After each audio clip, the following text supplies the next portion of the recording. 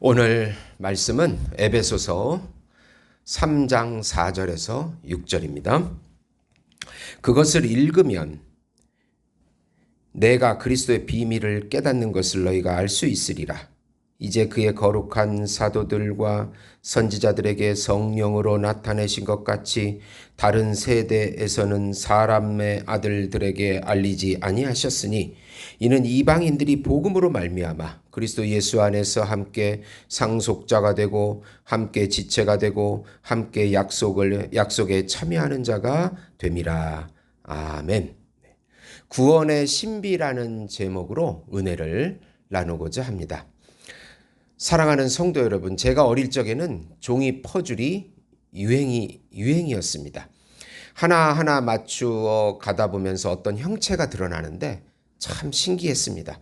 그리고 마지막 한 조각을 맞추었을 때의 기쁨은 너무나 컸었던 기억이 있습니다. 전체 그림이 퍼즐 조각들을 통해 서서히 드러나듯이 하나님의 구원 계획도 마찬가지입니다. 에베소서 3장에서 바울은 이 구원의 비밀, 신비가 드러났다고 말합니다. 하나님은 오래전부터 준비하신 구원의 계획을 그리스도를 통해 이제야 밝히 드러내셨습니다. 이 구원의 신비는 단순한 정보가 아니라 우리 삶을 바꾸는 완전한 진리요 생명입니다. 오늘 본문을 통해서 우리는 세 가지 측면에서 이 놀라운 구원의 신비를 묵상해 보고자 합니다. 오늘 말씀의 핵심은 구원의 신비는 하나님의 뜻대로 성경이 들어가는 시대와 그 지역에 펼쳐진다는 것입니다. 우선 구원의 신비는 성경을 읽거나 들을 때 깨닫게 됩니다. 4절입니다. 그것을 읽으면 내가 그리스도의 비밀을 깨닫는 것을 너희가 알 수 있으리라. 지금 바울은 계속해서 하나님의 비밀에 대해서 에베소 교인들에게 가르치고 있습니다. 자신이 감옥에 있음으로 동요하는 그들에게 서신서를 통하여 하나님의 비밀을 가르치고 있습니다. 참 중보자 예수 그리스도가 이제 유대인과 이방인의 택한 자들을 구원하시기 위하여 오신 메시아라는 사실입니다. 아무리 예수님을 전해도 어떤 사람들은 도무지 받아들이지 않습니다. 우리가 믿음이 생기는 것은 바로 성경을 읽거나 들을 때입니다. 성경의 저자가 성령님이시기에 성경을 읽을 때 우리 마음 눈을 열어서 성경을 깨닫게 하십니다. 하나님께서 참 하나님, 참 인간, 구원자, 중보자, 메시아이심을 깨닫게 하십니다. 이것은 참으로 신비입니다. 누구는 믿고 누구는 믿지 않기 때문입니다. 성경은 하나님의 말씀입니다. 그 말씀은 예수님에 대한 말씀입니다. 성경을 읽거나 듣지 않고는 구원받을 사람은 아무도 없다는 사실입니다. 한 남자가 금고를 열지 못해서 수년 동안 포기하고 살다가 우연히 아버지가 남긴 편지를 발견합니다. 편지 안에는 금고의 비밀번호가 적혀 있었습니다. 금고를 열자 그 안엔 집문서와 유산이 있었습니다. 그는 말합니다. 이 귀한 걸 내내 알고도 모르고 살았구나. 하나님의 구원도 마찬가지입니다. 수천 년 동안 감춰져 왔던 하나님의 계획은 예수 그리스도를 통해서 환하게 열린 것입니다. 그 비밀이 지금 우리에게 열려 있습니다. 성경은 구원의 신비를 누릴 수 있는 성령 하나님께서 성자 예수님에 대하여 기록한 책입니다. 성경을 읽고 깨달을 때 우리는 구원의 비밀을 깨닫게 되고 아버지의 마음, 하나님의 마음을 알게 됩니다. 하나님 아버지께서 우리를 얼마나 사랑하시고 우리를 자녀 삼기를 원하셨는지를 알게 됩니다. 항상 성경을 가까이 하셔서 하나님 아버지의 마음을 누리시는 성도 여러분이 되시기를 예수님의 이름으로 축원드립니다. 두 번째로 구원의 신비는 하나님의 선하신 뜻대로 정하신 시대와 지역에 열립니다.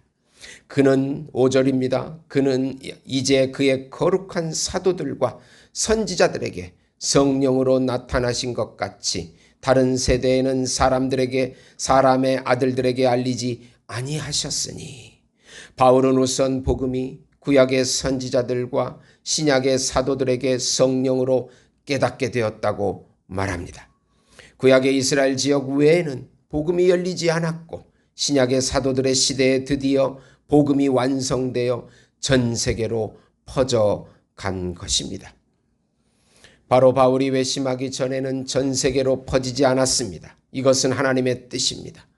유튜브에 보면 세동대왕이나 이순신 장군 같은 훌륭한 인물이 구원을 받지 않았을까 생각합니다. 그러나 그 시대에는 복음이 열리지 않는 시대이기에 구원을 받지 못한 것입니다.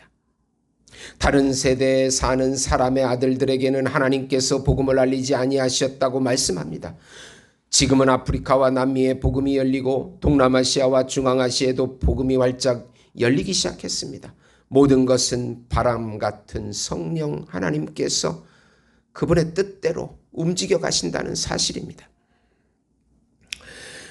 18세기 영국과 미국에서 활동한 유명한 부흥사 조지 휘필드는 야외에서 복음을 선포하곤 했습니다. 어느 날 그는 광산 노동자들에게 복음을 전하는 집회를 열었고 거친 삶을 살던 많은 광부들이 모여 있었습니다. 그는 너희가 거듭나지 아니하면 하나님의 나라를 볼 수 없느니라는 말씀을 전하며 성령의 역사를 간구했습니다. 설교가 진행되는 중 그 자리에 있던 많은 광부들이 그 흘린 얼굴에 눈물줄기를 따라 흘리는 광경이 포착되었고 조용하던 사람들 사이에서 회개의 통곡이 터져나왔습니다. 그 자리에 있던 사람들 중 많은 이들이 회심하였고 그 이후로 광상 지역 전체에 복음의 불길이 번지기 시작했습니다. 이는 사람의 말이 아니라 성령의 바람처럼 임하신 하나님의 은혜로만 가능한 일이었습니다. 어느 시골 교회에 평생의 중풍으로 누워 지낸 한 노인이 있었습니다. 그는 성경도 스스로 읽지도 못하고 말도 제대로 하지 못했지만 늘 예배 시간마다 조용히 앉아 눈을 감고 기도하곤 했습니다. 사람들이 보기엔 아무런 변화와 기적이 없어 보였고 그의 삶은 고요하고 초라해 보이기까지 했습니다. 하지만 그의 죽음 후 그와 함께 병실을 나눈 간병인이 이런 고백을 했습니다. 그분은 말이 없었지만 기도할 때마다 방 안에 이상한 평안과 따뜻함이 흘렀어요. 어느 날 제가 삶을 포기하고 싶은 만큼 힘들었을 때 그분 옆에 앉아 울기만 했거든요. 그런데 이상하게도 그 기도하는 분 옆에만 있으면 마음이 녹아내리고 다시 살아보고 싶다는 마음이 들어오는 거예요. 그 간병인은 결국 그 노인의 영향으로 예수님을 믿게 되었고 지금은 전도자가 되었습니다. 말 한마디 하지 않아도 성령의 바람은 그렇게 조용히 그러나 강력하게 사람의 마음을 변화시키는 역사를 일으킨 것입니다. 이 구원의 신비는 바울 개인의 통찰이나 학문적 연구의 결과가 아닙니다. 성령께서 계시하신 진리요 생명입니다. 하나님은 그분의 구원의 계획을 사도들과 선지자들에게 성령을 통해 나타나셨습니다. 이 말은 중요한 영적 원리를 포함합니다. 하나님의 진리는 성령의 조명을 받아야만 올바로 이해할 수 있습니다. 우리가 성경을 읽고 설교를 듣지만 진정한 깨달음은 성령의 역사로 말미암아 이루어지는 것입니다. 또한 하나님은 이 비밀을 독점적으로 몇몇 사람에게만 알리신 것이 아니라 사도들과 선지자들, 곧 교회의 지도자들과 공동체에게 널리 알리셨습니다. 이것은 복음이 더 이상 감추어진 것이 아니라 모든 이들에게 선포되어야 할 공공의 진리임을 보여줍니다. 세 번째로 구원의 신비는 이 모든 이방인들이 예수 안에서 천국의 상속자와 지체가 되는 것입니다. 6절입니다. 이는 이방인들이 복음으로 말미암아 그리스도 예수 안에서 함께 상속자가 되고 함께 지체가 되고 함께 약속에 참여하는 자가 됨이라. 복음이 들어가 예수님을 믿는 모든 사람들은 천국의 상속자요 우리와 함께한 지체들입니다. 같이 복음의 약속에 참여하는 자가 됩니다. 저희 교회가 아프리카 말라위에 교회를 세우고 있습니다.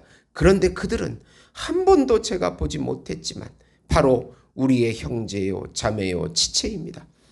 예수 안에 있기에 우리 모두 천국의 상속자가 됩니다.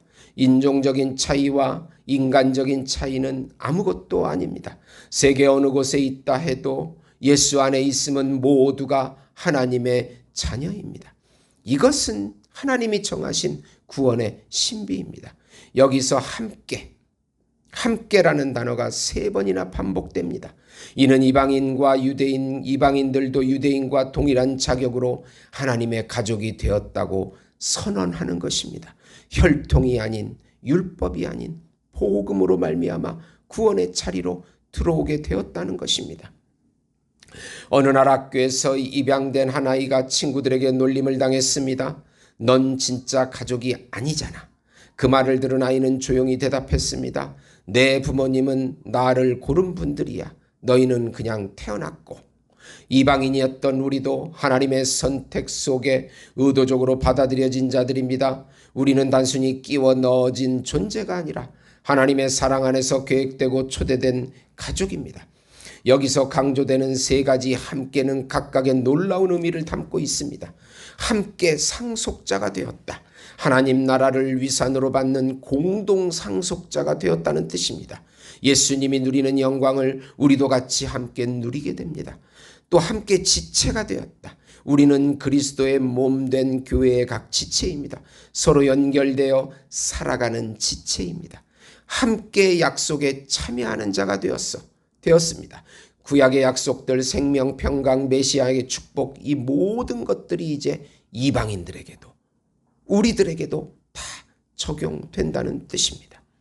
한 선교사가 아프리카에서 예배를 드리고 있을 때였습니다. 어떤 이방 마을 사람들이 그 자리에 참여했습니다. 선교사가 말씀을 전하자 마을 주장이 이렇게 말했습니다. 이 이야기가 원래 너희 유대인의 이야기인 줄 알았는데 지금 보니 우리 이야기구나. 그렇습니다. 복음은 우리 모든 민족, 모든 사람의 이야기입니다. 교회는 하나님 은혜 안에 부름받은 자들의 공동체이며 그 은혜는 차별이 없습니다. 사랑하는 성도 여러분, 우리는 단순한 종교 이야기가 아니라 신비로운 구원의 비밀에 참여하고 있는 하나님의 자녀들입니다. 우리는 어떻게 살아야 합니까? 감격으로 살아야 합니다. 우리는 알지 못했을 때부터 예정되고 택함을 받고 부름을 받았습니다. 이것은 온전히 하나님의 은혜이기 때문입니다. 겸손하게 살아야 합니다. 우리가 이 자리에 선 것은 우리의 공로가 아니라 하나님의 계획과 은혜 덕분이라는 사실입니다.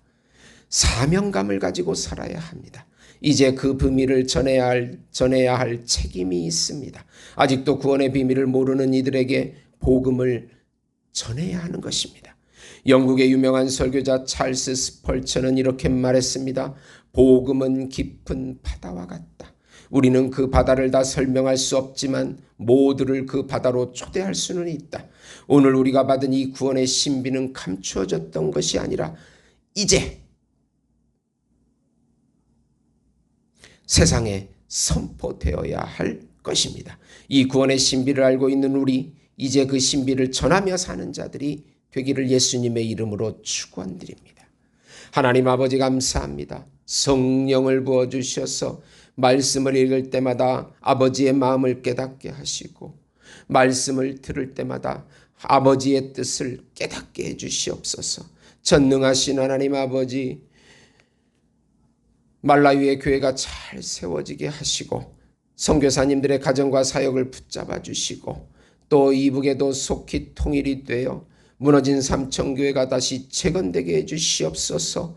예수님의 이름으로 기도드립니다. 아멘.